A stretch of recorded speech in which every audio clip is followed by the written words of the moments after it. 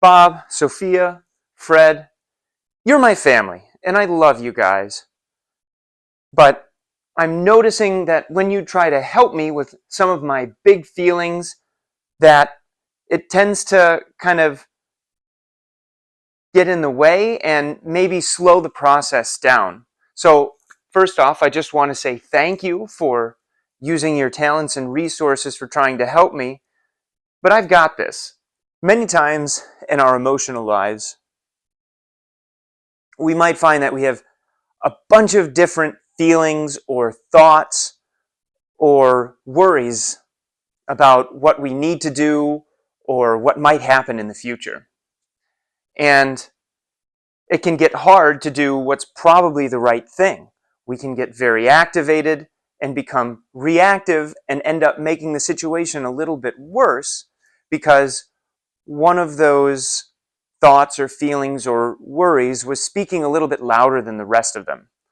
And more importantly, speaking a little bit louder than the adult voice in our brain that really can tell us exactly what to do in the best way.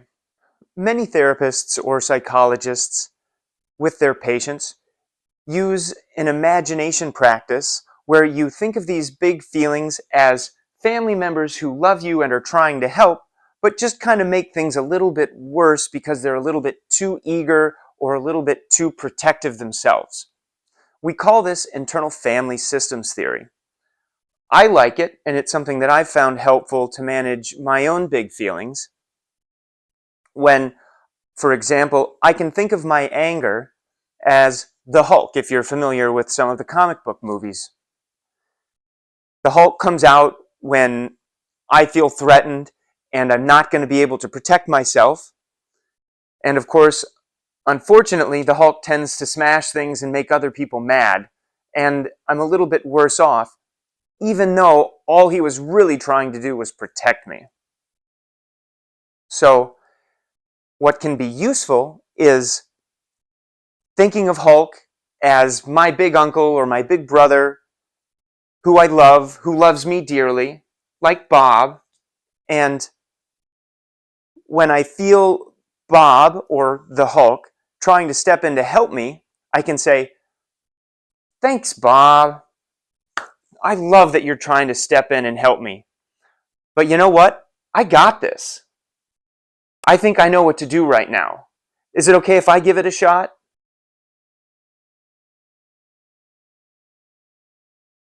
A big piece of helping work through these big emotions is saying thank you.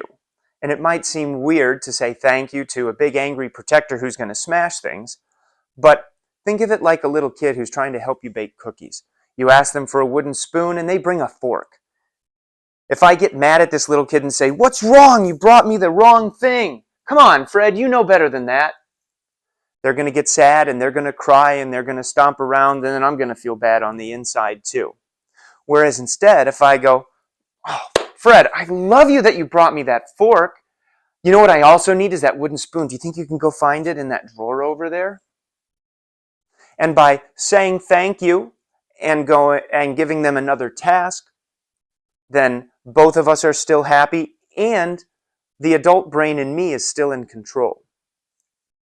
So, friends, when we're having big emotions, if we've had some practice thinking about those emotions as family members that we love and giving them a little bit of gratitude for trying to help us with big situations, then they might be a little bit less likely to break things in the meanwhile.